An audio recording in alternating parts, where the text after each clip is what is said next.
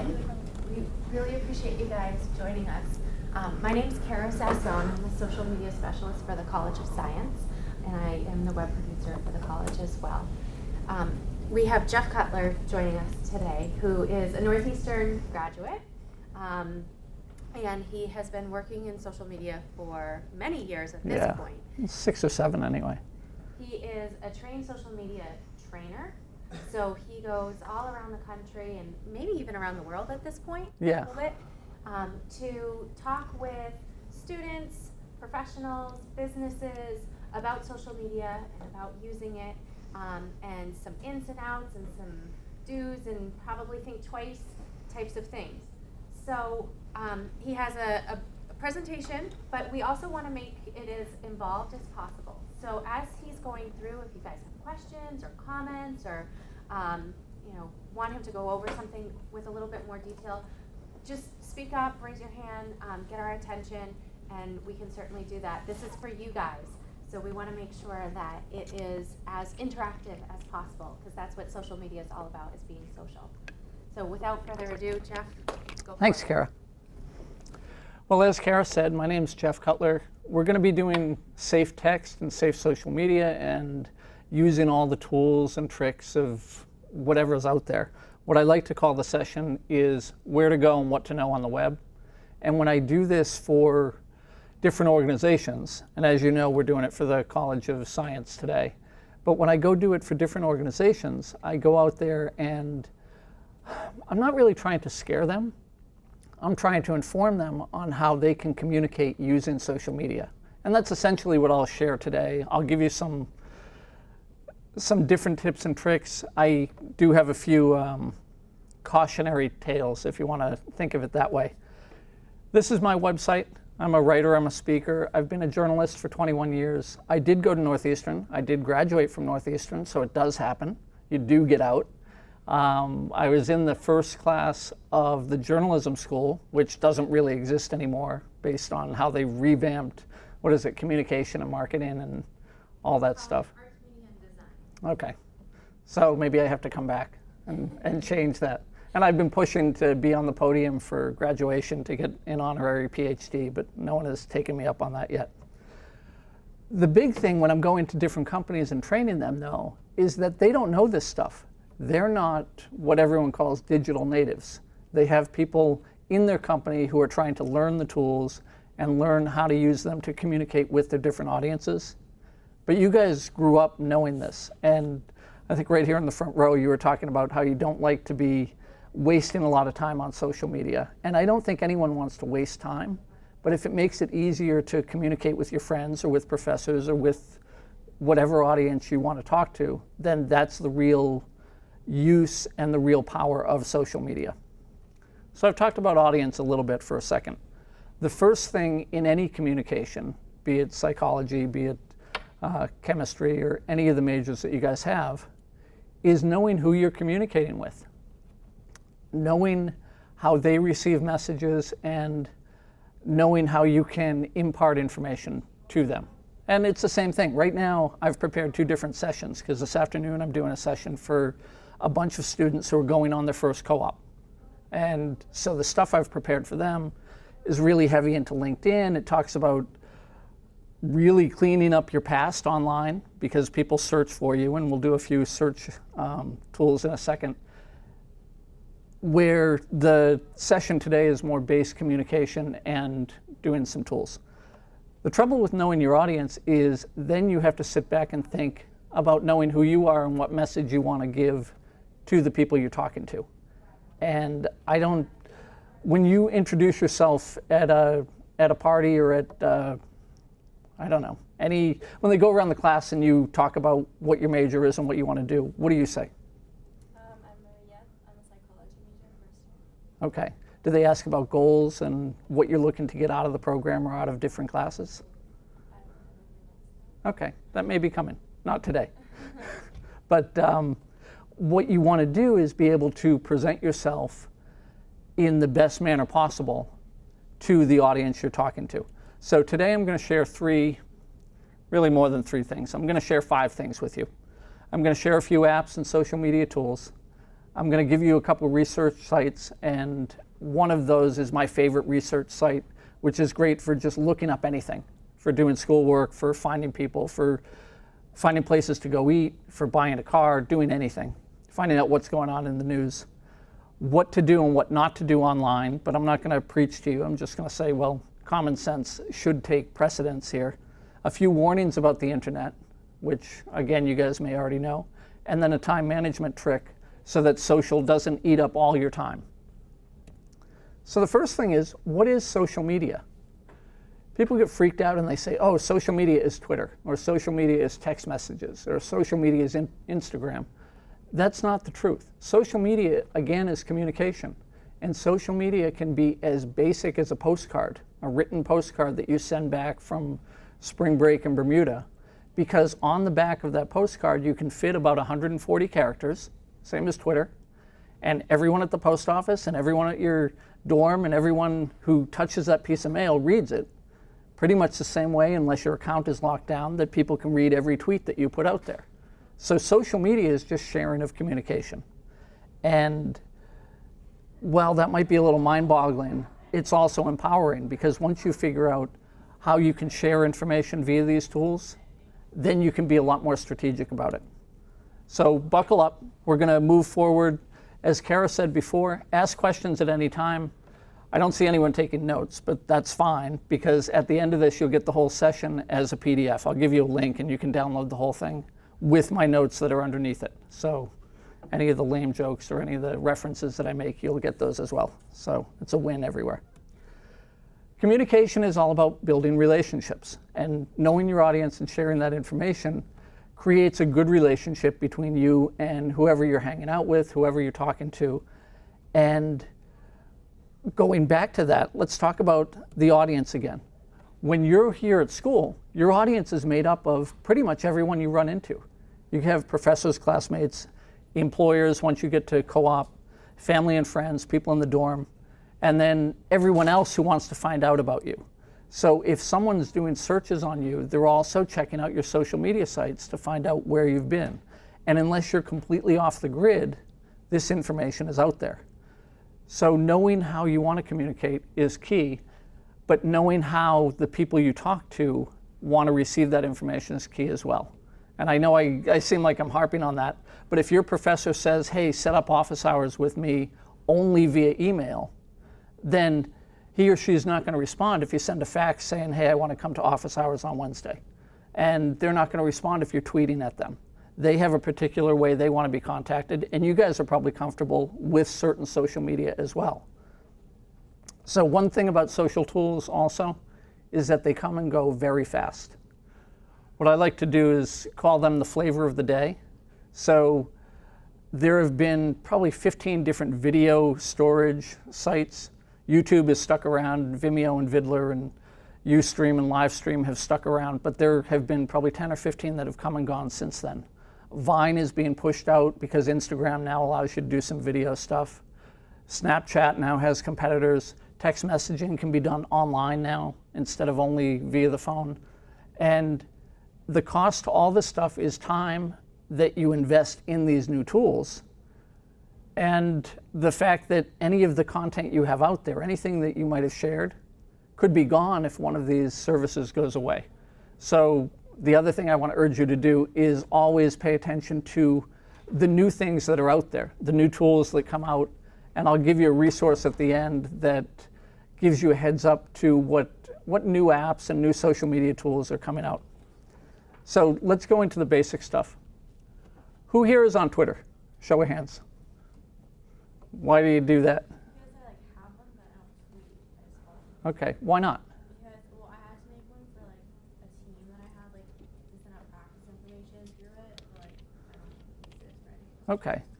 And right there is the crux of the situation. You only had that one audience, that one group that wanted to be contacted via Twitter, and that was the way they wanted to communicate. But other than that, you don't see a use to it. You guys? What do you use it for? Mostly following things around school and people from my school, and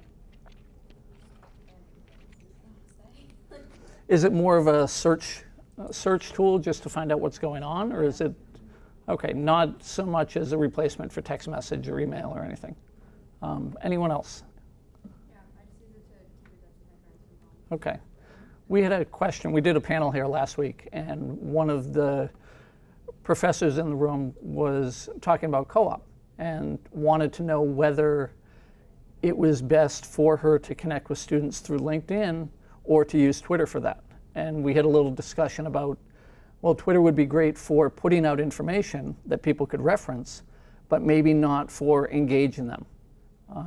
If the student wants to get in touch, they're going to do so via email or via other tools that allow them to be a little more complete than 140 characters. This stuff here, this is already out of date. I don't know if you can read some of the numbers. I have 75,000 tweets, but it's only because I'm on there a lot.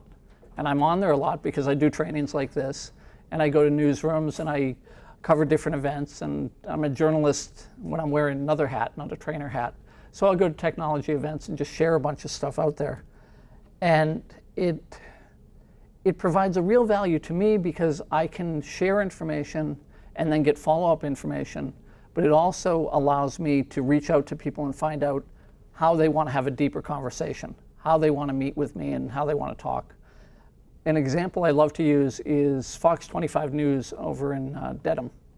Has a reporter there who follows Twitter a great deal and follows the scanner tweeters, which are the guys that follow the news scanners and then tweet out the news. He follows all their feeds, but for him to go deeper into a story, he makes sure that he sees someone face to face and gets them on video or gets them on the phone to find out exactly what they found out and how they found it out. Because you can't really be sure who's behind a certain social network or who's behind a certain social profile without actually meeting them and going forward. That's one of the warning things. Twitter is also a tool that allows you to embarrass yourself a little bit, fairly easily. This, you may or may not have heard of Vodka Sam. She's out in Iowa, and she's on Twitter, but she chose the profile name Vodka Sam because she likes to drink, which I don't condone. If you're not of age, you shouldn't be drinking. But she used Twitter to ask people if she should run on the field. And so she had enough people respond to her that she drank a bunch and ran on the field. Then she went in and was taken into jail, just went to jail. YOLO, you only live once. Blew a 3.4 or 0.341 in jail, which I don't know how that's possible. Any of you guys that have any medical background, I'm like, how can you even stand at that point? And just embarrasses herself. So when you're going forward, is this the photo that you'd want living online everywhere? Even though a lot of this stuff has been taken down, it was simple to find her mugshot and simple to find all the information about the events that surrounded that.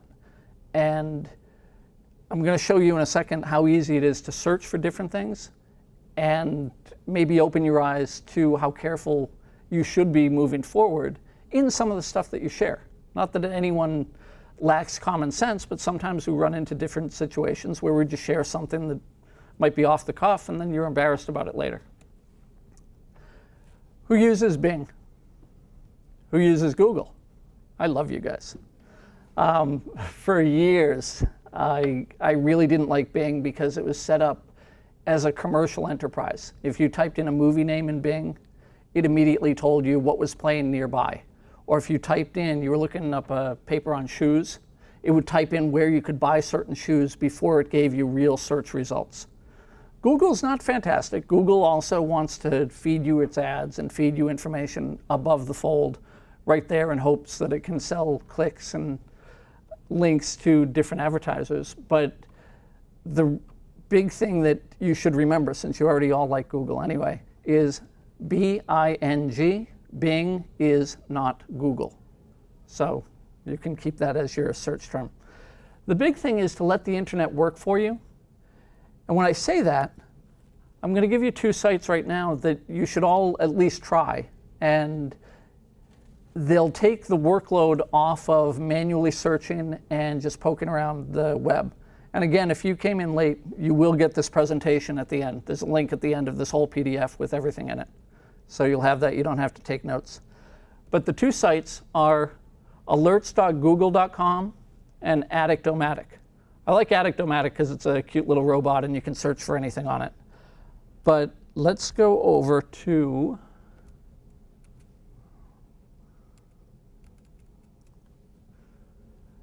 alerts.google.com. Lets you put in any search term, lets you search everything, or whittle it down to videos or blogs or discussions or books.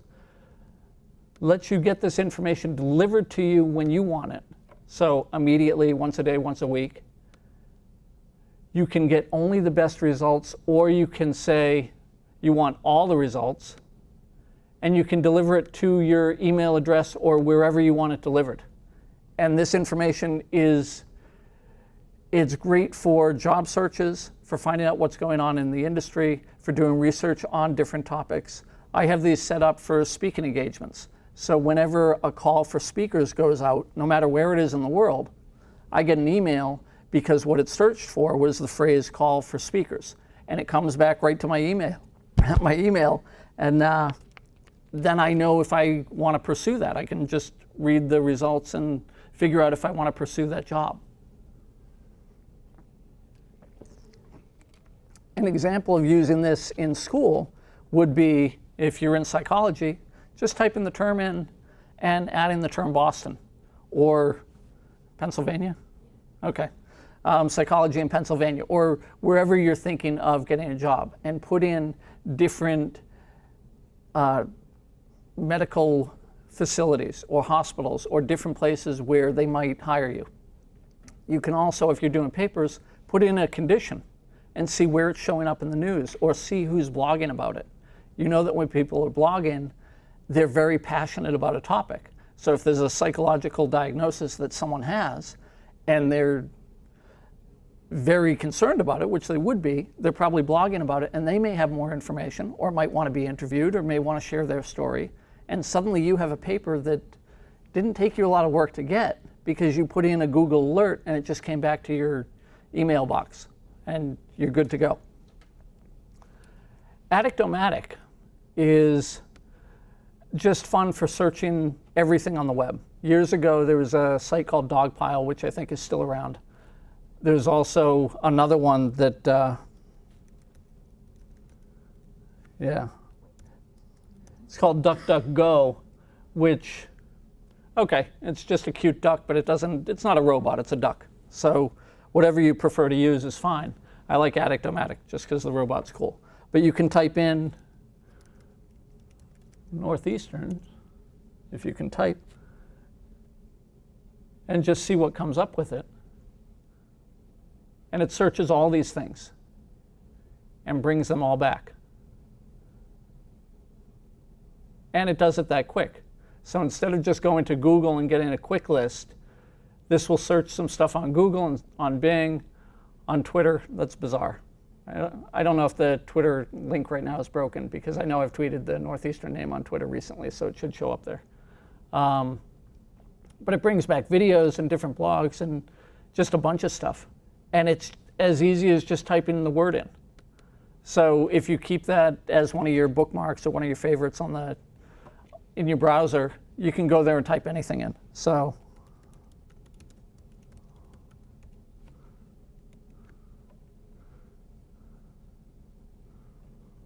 there you go, in an instant. And you just have a lot of information at your fingertips. So I'm not going to go searching for Vodka Sam, because there's a ton of stuff out there and we already talked about her. But if you wanted to later throw your name into this and throw your name in, which I suggest you always do, into a Google alert, so that you know whenever your name shows up somewhere in the news or somewhere on a blog or somewhere else, it doesn't hurt to know what other people are saying or where your name shows up. You make Dean's List, it's going to be published somewhere and your name's going to show up somewhere. So it's always nice to have that stuff. So two kind of cool resources. Yep. What if your name's like really common? We'll talk about branding yourself at the end, and when I say branding yourself, I have my own domain name, but I've had it forever because I'm 1,000 years old and no one had it at the time.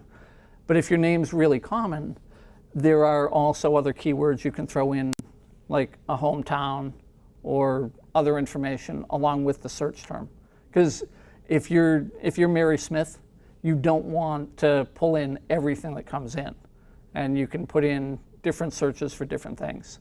With the whole alerts thing, when I talk to job seekers or if I talk to journalists, I tell them they should probably have about 15 alerts set up, because when you're looking for a job, put in every company that you want to work for. That may be a handful that you know off the top of your head, but there may be others out there. Put in your job function and your job description. Put in industry stuff, and then put in different information about yourself and see what comes back. For journalists, it's the same thing. If you're a journalist and you're covering a politician, say I'm covering the mayoral race here in Boston, Menino's name is going to go in there. Every other candidate's name is going to go in there. Any news that has Boston and mayor in the phrase will go in there. And I'll get all this information back at my desktop, and I don't have to be calling the State House every day asking them what's going on with the mayoral race or what's going on with Menino or any of that stuff. But we will talk about trying to select a good profile name that keeps things unique. You can also pick names that, I guess, go to what you do for a living or where you go to school or something you're passionate about. But it does make it difficult. We get billions of people on Earth, and names are getting more common. So I wanted to show you a site that I tweeted out about this presentation yesterday, because when stuff is online and you search for it, I want to be very clear that this stuff lives forever. The link's down the bottom, but this was just a bunch of different social media mistakes that companies and celebrities made, one of which was a company called Tesco.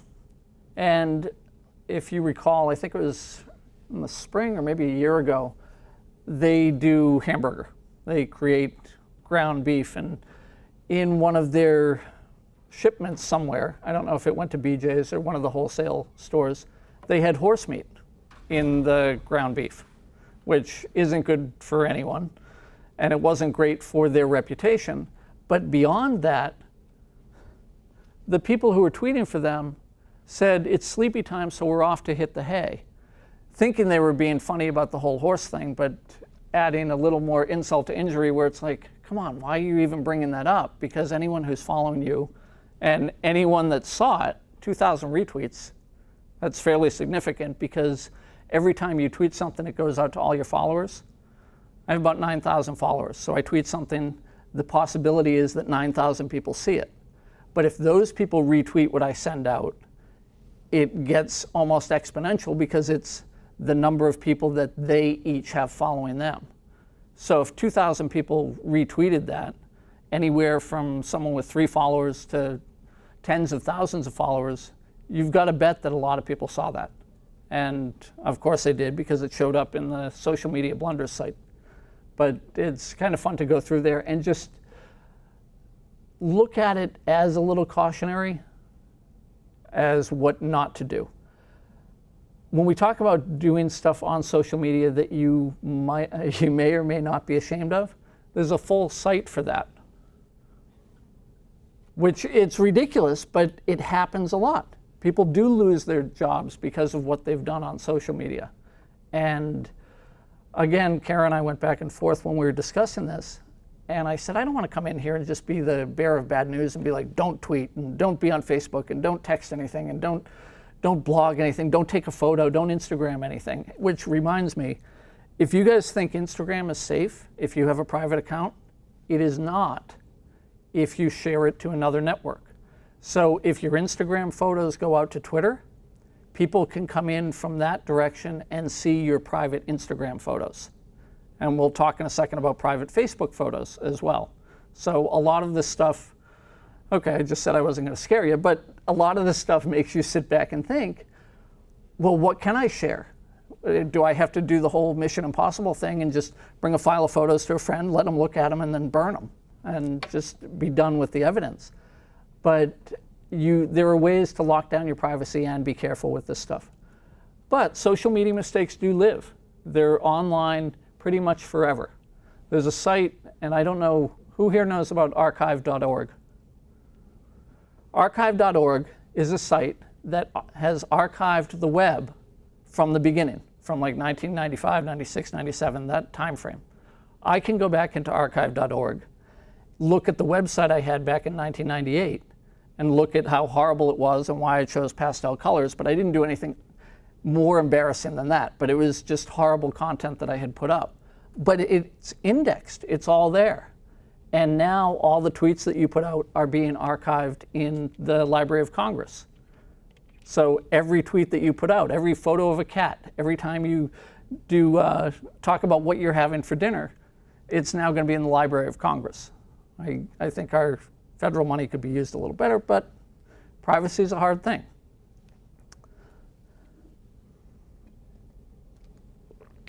This is Facebook. And again, if you came in late, ask questions at any time, you're going to get this whole presentation at the end as a PDF. Facebook's the big dog. A lot of people share everything there.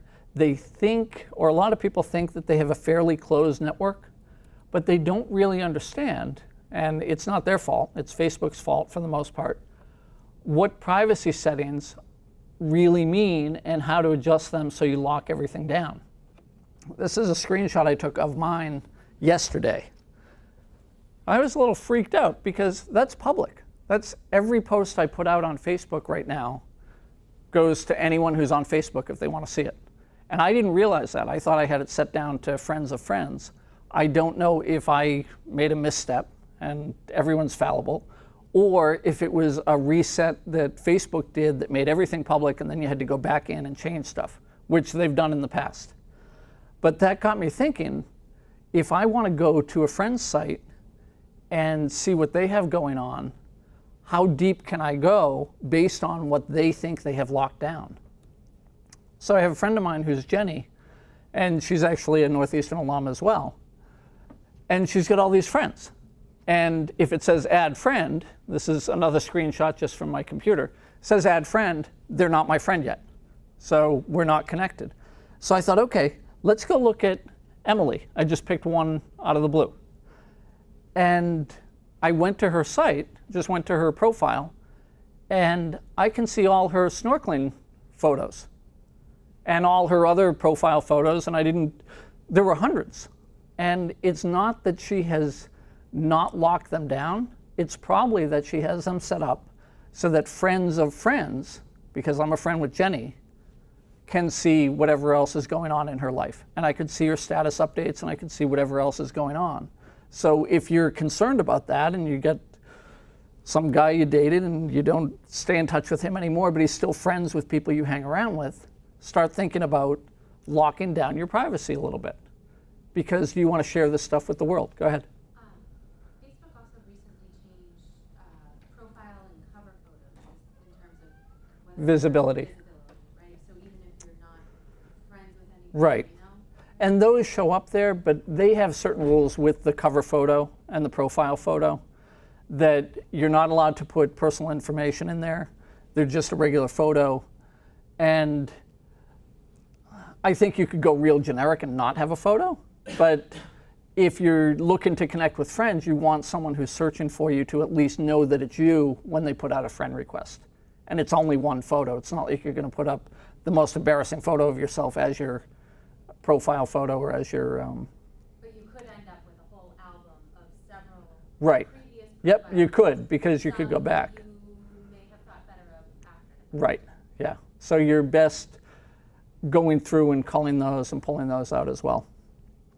And it's fine if you don't care that people can see your stuff regardless of who they're connected to. But if you do care, there are ways to lock that stuff down. And there are a couple sites that you should really keep clean almost at all costs. Those are LinkedIn and then your own site. I put my own blog there because the cool thing about having your own site, your own website, your own blog, your own lockdown content is that you're in control of it. So when someone goes to do a search on me, the stuff that comes up is pretty much off of my own site or information I've put out there. But the same thing goes true with LinkedIn. For LinkedIn, the updates that you share there, and you always have to bear in mind, going back to who's the audience, going back to these are people who may someday hire you. They may give you a check. And for a while, I had different philosophies about different social networks. On Twitter, I wanted to keep a numeric ratio of followers to following. And I don't know why I did that, but I heard at some point. I joined Twitter back in 2007, so I had heard that it was beneficial to keep a certain ratio, and so I did.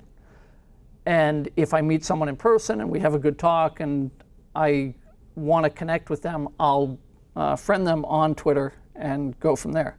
On Facebook, if I ran into you in the elevator, sure, be my friend. I don't care. Because I'm that open with the stuff I share there, I'm not oversharing stuff that shouldn't be out there. I am fairly strategic that way. My philosophy for LinkedIn used to be, and I have since changed it, that if there is no chance of you writing me a check, or your employer writing me a check, or you introducing me to someone who's going to write me a check, then I didn't want you in my network, which is not really the right way to go. But for a while I had too much work, so I just didn't want to go down that path. The theory with LinkedIn is that if there's someone out there, be it professional or personal, who could connect you with a nice opportunity for a career or for any other advancement, it doesn't hurt to link into them, because the stuff you're putting there is more professional and more focused on where you're going. And for example, I would put down work-related events. If you have a job outside of school and you get a promotion there, or you got recognized as Employee of the Month, or you got something else going there, it doesn't hurt to put it here. It's searchable for people who may hire you down the road, but why not document it? Why not document if you're doing a special project or a special study on your career path that shows that you're more invested in your studies and where you're headed? And a lot of this is in the afternoon session about career stuff, but same thing. Connections there could get you a job, and sharing exciting events that show your character, good character, not bad character, are great to go there too. Going back to branding yourself and finding your name on different social networks. This site here searches 550 or more social networks for whatever name you want to put in. So if your name is that common and you wanted to put a zip code after it or something else after it, you can enter it here, and it searches all of them to find out if it's available on Tumblr and Twitter and Livestream and every other social network you can ever think of. It's also a great site just to go to figure out if you know any of these social networks and if you're on them, just to learn a little bit more about what's out there. So knowem.com, you'll get that also in the presentation. So if you're still having a hard time figuring this stuff out, and the next slide's a little tough to see, but there's social media and all the networks described.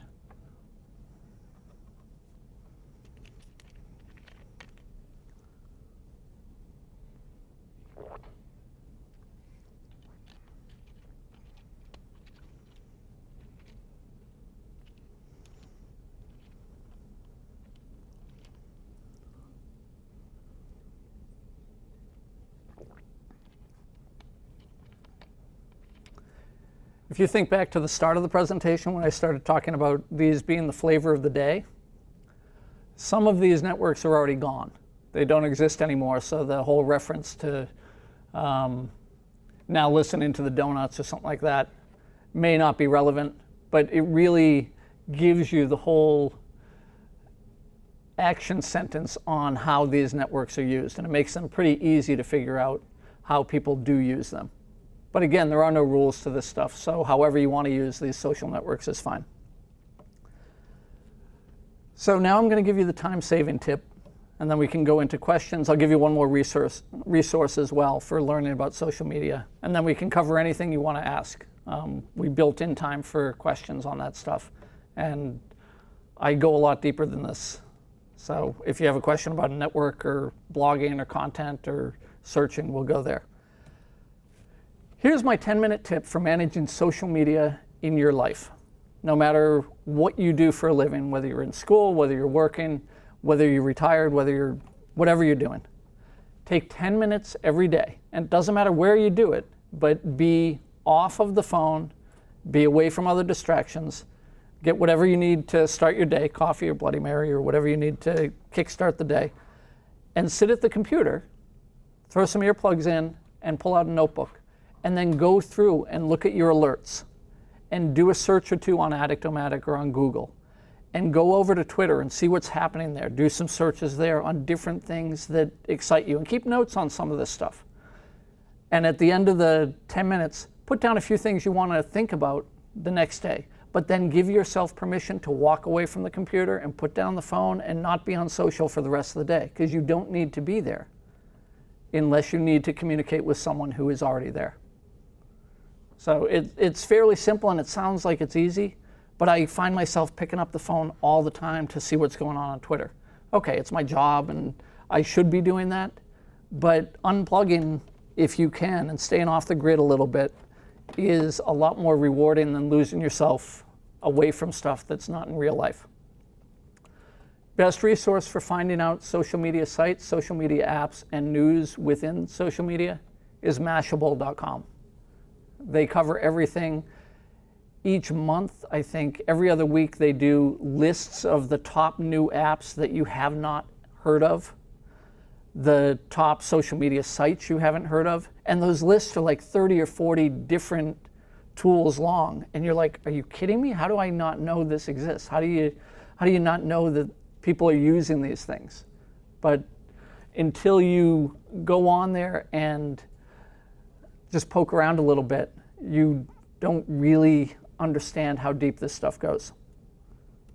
So that's, if I can get this next, there we go. That's how to get in touch with me on Twitter, or go to my website, there's a contact form there. This session is jeffcutler.com/nucosjc.pdf. You need the .pdf or else it won't download. And then we're good. Any questions? Sure. I was involved with an environmental film festival this summer, and we tried to use some social media in order to let people know about the event, but it wasn't super effective, and I was wondering if there are ways that you could like raise awareness, especially about an event, and like getting people to attend. The best way is to think about, how would you hear about something like that? How would I get excited to go to an event? Am I going to jump on Eventbrite and search for things that are happening this week in Boston? Am I going to go to meetup.com and find people who have similar interests as I do? Am I going to just poke around the web and find out about different events? Like if you typed in film festivals. The other way is, for this type of thing, was maybe to reach out to environmental companies. There are a bunch of them out there, and that's another side story. Back when they had the oil spill down in the Gulf of Mexico, I was hired by an environmental company to go down and report on it, because their community, and they had thousands of people in their community, they wanted an impartial news person to go down and report on it. They didn't like what ABC and NBC and ABC were doing, so they sent me down to report on it. But the stuff I was creating was only for that environmental group. So if you think about that group and reach out to them to find out, hey, I know you guys already like the topic. Do you like to watch films about the topic? And you could have built a list that way and just done emails. Just because the big thing with social media is timing. You're not always guaranteed to find someone online when you tweet something. And stuff moves down the screen throughout the day as new tweets come in. So you may not reach everyone with just an announcement that says, hey, today we're doing a social media thing at noontime over at Curry. Or, hey, we're doing an environmental film festival, come out. The other way is probably to go over to groups over on Facebook, maybe groups over on LinkedIn, and just reach out to those areas. The difficult thing with LinkedIn is that sometimes you have to be approved for groups, and that can take time as far as getting the moderator to go in and approve you. So you want to think far enough ahead of time to join the group with whom you want to interact and share this stuff.